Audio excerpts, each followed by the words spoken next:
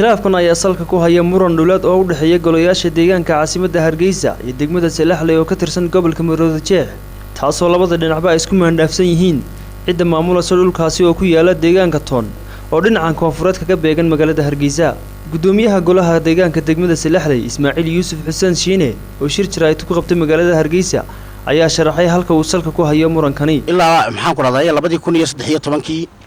bishii afraad oo bilaabay 16keedii waa muran dhinaca dhulka ah oo ay runtii dawladda hoose ee Hargeysa ama golaha deegaanka degmada Hargeysa ay xadgudub weyn ku sameeyeen degmada Salaxley gudaheeda sida la wada ogyahay gobolada iyo degmooyinka dalku intooda badan ma kala xageysna balse degmada Beligubadle iyo degmada Salaxley waxay leeyihiin